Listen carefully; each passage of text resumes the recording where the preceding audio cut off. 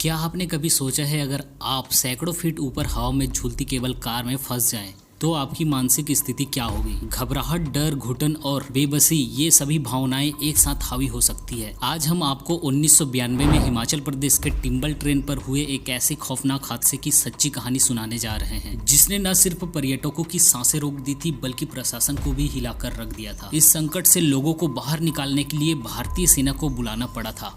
Hello दोस्तों, मैं हूं मिस्टर शिवा और स्वागत करता हूं आपका इस वीडियो में। 13 अक्टूबर 1992 का दिन उन लोगों के लिए एक डरावना सपना बन गया जो इस केबल कार में सवार थे। अचानक आई तकनीकी खराबी के कारण कार बीच हवा में करीब 1300 फीट की ऊंचाई पर झूलती रह गई। अंदर बैठे यात्री डर और घबराहट में फंसे रहे क्योंकि नीचे उतरने का कोई साधन नहीं था। हर गुजरते पल के साथ उनकी उम्मीदें टूट रही थी। स्थानीय प्रशासन ने तुरंत बचाव अभियान शुरू किया, लेकिन हालात इतने मुश्किल थे कि सेना को बुलाने के अलावा कोई चारा नहीं बचा। भारतीय सेना के विशेष कमांडो हेलीकॉप्टर के जरिए वहां पर पहुंचे और एक बेहद चुनौतीपूर्ण ऑपरेशन के तहत यात्रियों को सुरक्षित बाहर निकाला। यह बचाव अभियान कई घंटों तक चला और इसे भारतीय सेना के सबसे दुर्लभ और खतरनाक मिशन में से एक माना गया। 1992 का एक खूबसूरत दिन था। हिमाचल प्रदेश के टिम्बल ट्रेल रिजॉर्ट में रौनक थी। पर्यटक ऊंचे ऊंचे पहाड़ों के बीच ठंडी हवा का लुत्फ उठा रहे थे। चारों ओर बर्फ से ढकी चोटियों की चमक और हरियाली की ताजगी मन को मोह रही थी। यात्रियों के चेहरे पर खुशी और उत्साह साफ झलक रहा था। कोई कैमरे में पहाड़ों की खूबसूरती कैद कर रहा था तो कोई रोमांच से नीचे झांकते हुए इस ऊंचाई को महसूस कर रहा था। बच्चे खिड़की से झांककर खिलखिला रहे थे और कुछ यात्री इस यादगार सफर की सेल्फी लेने में मग्न थे। ऊंचे ऊंचे पहाड़ों के बीच झूलती केबल कार यात्रियों के लिए रोमांच और उत्साह से भरपूर थी। हर कोई इस अद्भुत सफर का आनंद ले रहा था, लेकिन उन्हें जरा सा भी अंदाजा नहीं था कि कुछ ही पलों में यह सफर उनके जीवन की सबसे भयानक अनुभव बनने वाला है। यात्रा के बीच ही केबल कार एक झटके के साथ रुक गई।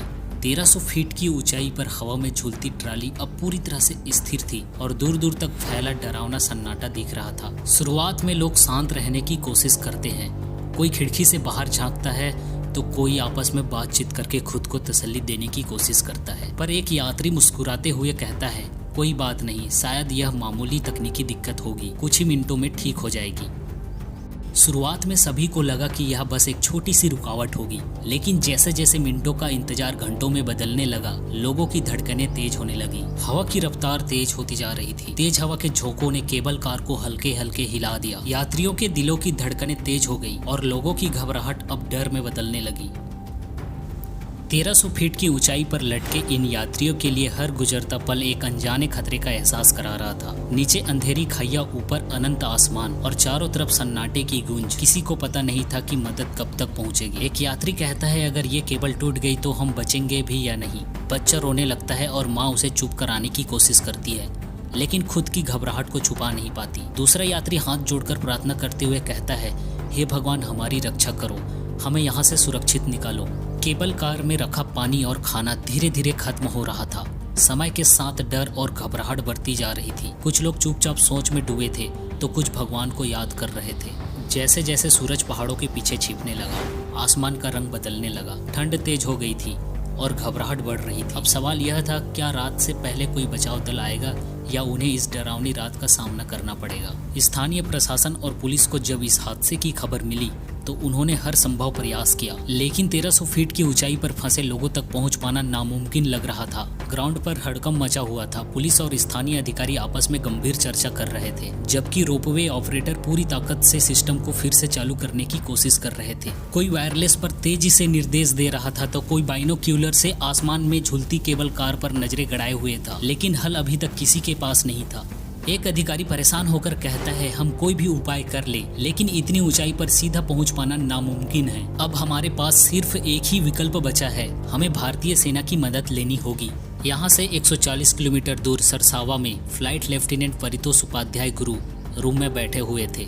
उस दिन वे ड्यूटी खत्म करके अपने घर जाने वाले थे। तभी सीओ सुभाष चंद्र वहां आए और उन्हें एक रेस्क्यू मिशन के लिए बुला लिया। वे यूपी के सरसावा से चंडी मंदिर पहुंचे, जो चंडीगढ़ में एयरफोर्स का हेलीपैड है। इस उड़ान का कुल समय 40 मिनट था। Commanding officer wing commander Subhash Chandra और फ्लाइट लेफ्टिनेंट परितोष उपाध्याय अपने क्रू के साथ चंडी मंदिर पहुंचे। वहां पहले से ही आर्मी ऑफिसर्स और पैरा कमांडो रेस्क्यू की प्लानिंग कर रहे थे। पहले सुझाव दिया गया कि एयरप्लेन से एक स्काई ड्राइवर को केबल कार के ऊपर उतारा जाए, जो 1500 मीटर की रस्सी बांधकर सभी को सुरक्षित नीचे ले आए। लेकिन यह प्लान रद्द कर दिया गया क्योंकि लोगों के हाथ से रस्सी छूटने का खतरा था। इसके बाद सुझाव दिया गया कि A-26 हेलीकॉप्टर का उपयोग किया जाए क्योंकि यह 20 टन से अधिक भार उठाने में सक्षम था। प्लान था कि केबल कार को उठाकर सेफ लोकेशन पर ले जाया जाए, लेकिन ट्राली पर स्टैंकर पॉइंट न होने के कारण यह संभव नहीं था। इसके अलावा ट्राली तार पर लटकी हुई थी और अगर तार काटा जाता तो ट्राली नीचे गिर जाता। अब मिशन के लिए Mi-1 हेलीकॉप्टर ही एकमात्र विकल्प बचा। यह मल्टी रोल हेलीकॉप्टर था जिसकी लंबाई 60 फीट और ऊंचाई 16 फीट थी। सबसे महत्वपूर्ण इसका रोटल ब्लेड था जिसका डायमीटर 70 फीट था। प्लान बनाया गया कि हेलीकॉप्टर ट्राली के ऊपर जाएगा और विंच केबल के जरिए पैरा कमांडो ट्राली पर उतरेगा। इस मिशन में मेजर इवान क्रस्टोन शामिल थे, जो आर्मी की स्पेशल फोर्स के सबसे अनुभवी सैनिक में से एक थे। रेस्क्यू टीम बिना समय गंवाए मौके के लिए रवाना हुई। फ्लाइट लेफ्टिनेंट परितोष उपाध्याय इस मिशन के सबसे जूनियर ऑफिसर में से एक थे और वे Mi-1 हेलीकॉप्टर उड़ा रहे थे। उनके साथ विंग कमांडर सुभाष चंद्र और पैरा कमांडो इवान क्रस्टोन भी थे। 14 अक्टूबर की दोपहर केबल कार अचानक बहुत तेजी से झूलने लगी। हेलीकॉप्टर की हवा से ट्रॉली स्विंग कर रही थी, जिसे देखकर लोग उत्साहित हो गए, लेकिन उन्हें अंदाजा नहीं था कि यह रेस्क्यू कितना खतरनाक होगा। ऊपर से सैनिकों ने देखा कि ट्राली की व्हील्स पूरी तरह से मुड़ चुकी है और तारों के बीच फंस चुकी है। तय किया गया कि पहले विंच केबल को ट्राली के ऊपर उतारकर जांच की जाए कि वह तारों को टच किए बिना पहुंच सकती है या नहीं। 40 से 45 मिनट की कोशिश के बावजूद हेलीकॉप्टर को ट्राली के पास ले जाना संभव नहीं हो सका। अंत में यह मिशन अबॉर्ट करने का फैसला लिया गया। 27 घंटे बीत चुके थे और ट्राली में फंसे लोग हिम्मत हार चुके थे। लेकिन तभी इवान क्रस्टोन ने एक और प्रयास करने की बात कही।